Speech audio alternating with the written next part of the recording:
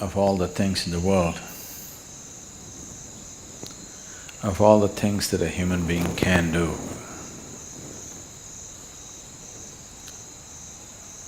why yoga?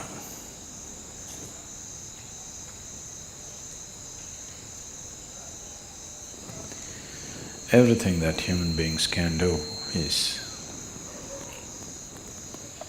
essentially an expression of who they are. Somebody sings a song, somebody dances, somebody writes a book,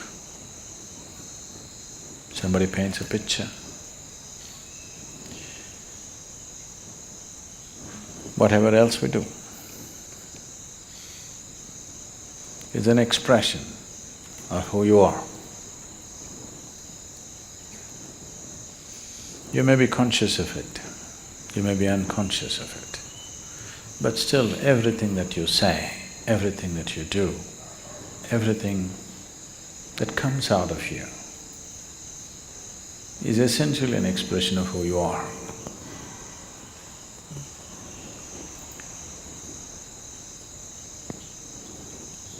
So yoga, in that way, is diametrically opposite to this, because it's not an expression of who you are. It's about determining as to who you are. It's about determining as to what you want to be. Changing the very fundamentals of one's existence. Today, there is substantial medical and scientific evidence to show that the very fundamentals of the activity of your brain, your chemistry, even your genetic content can be changed by practicing different systems of yoga.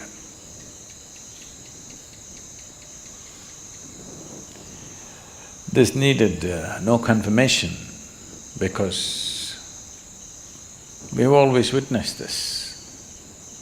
But today there is scientific data to prove this. So this is not an expression of who you are, this is about determining the nature of who you wish to be, changing the fundamental ingredients which has made you who you are.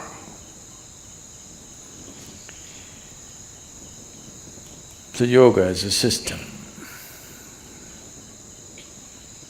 needs much more involvement than any other things that any other forms of things that we do, which are merely an expression of who we are. If you find full expression through any particular activity, it may also leave you somewhat transformed. If you cook with all your heart, some transformation may happen. Yes, taking care of a cow can change your life, you know. If you sing with all your heart, some transformation may happen. If you dance with all your heart, some transformation may happen. But that is only a certain impact that is happening because of absolute involvement in a particular activity. But essentially that activity by nature is an expression of who you are. It is not determining the nature of who you are. So when we transform our activity, not as an expression of who we are, because who wants to find expression like this in the morning? Definitely not, isn't it? So, it is not an expression, it is a method, it is a means, it's a technology through which you can change the shape of who you are. Literally also, otherwise also. You can change the very shape of who you really are right now, that can be transformed. Because who you are right now as a person is a combination of things. genetic material, before that, the karmic substance that you carry. Because of that, you chose a certain womb, so the genetic material.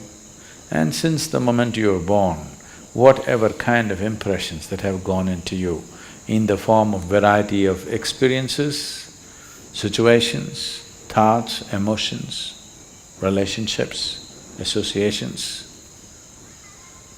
whatever else you have imbibed, all these things make you a certain kind of person. When you say, I am a certain kind of person, what you're saying is, I have this kind of compulsions. When you say, I am this kind of person, what you're saying is, this is the kind of compulsions that I identify myself with, so I am this kind of a person. People, it's a very Western thing, but it's very much there in India today, because a lot of Indians are far more Western than West. If you go all the way west, you come back to India. So they are much more Western than Westerners are today. So people say, I'm a morning person, I'm an evening person.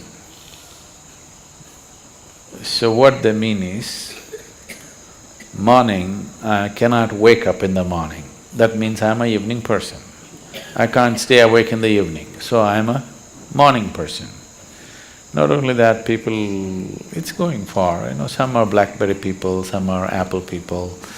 It's all getting… world is getting divided in so many ways. They're not just instruments that you use and keep it down, you get identified with it. So there are chapati people, there are rice people, there are dosa people, there are idli people,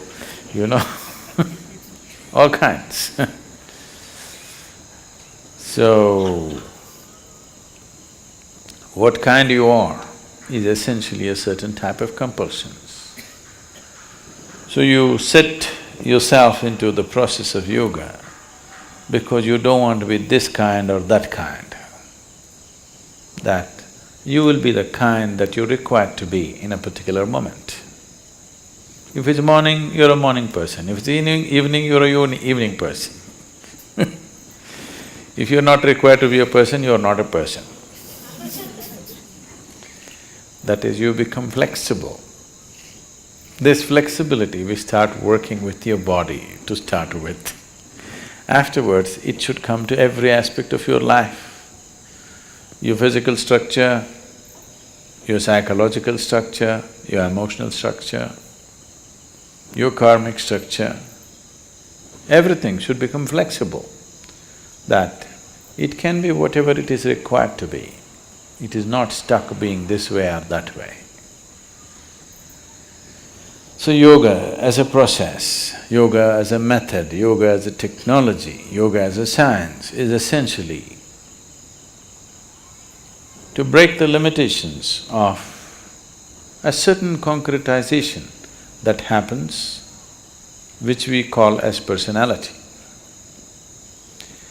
To evolve from being a person to a presence. If you're a person, that means you have made a shell out of yourself. You formed a shell, within that shell only you can operate. If you break this shell, you will no more be a person, but simply a presence. As life is, as God is, just a presence. If it can be encased in a shell, it becomes a person. So yoga means slowly you're working on making the shell thinner and thinner, more and more porous, that one day you can exist without a shell.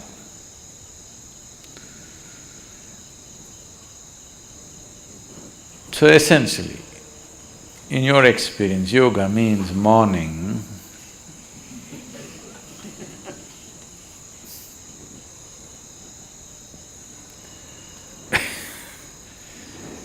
Why the sadhana, the way it is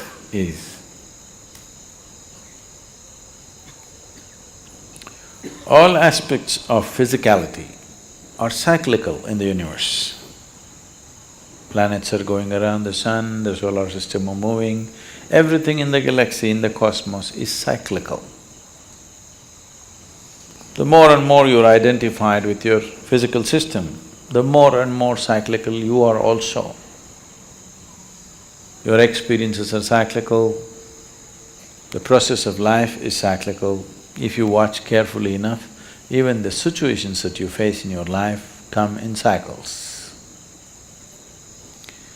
So yoga means, on one level, to break the cycle of life. What is a circle right now, we want to open it up and make it a straight line. Because if you're going in circles, if I say you're going in circles, what does it mean to you? You're not going anywhere. It just gives you an impression that you're going somewhere, but you're not really going anywhere, you're going through the same thing again and again. So yoga means to open up the circle and stretch it out like a straight line, that if you follow the line, you go somewhere, you're not going round and round. Nature is not going to release you so simply. You have to work at it and work at it and work at it. Otherwise, you must be happy doing the circle. A circle also can be described as a circus. If you become conscious, the whole thing looks like a circus. If you are not conscious, you can only see 3 feet in front of you, then it's all real. If you can see the whole circle of your life, suddenly it becomes like a circus. Once you realize it's a circus, you don't want to go through the circus again and again. Only if your vision is too limited, you can see only 3 feet in front of you, everything is real for you.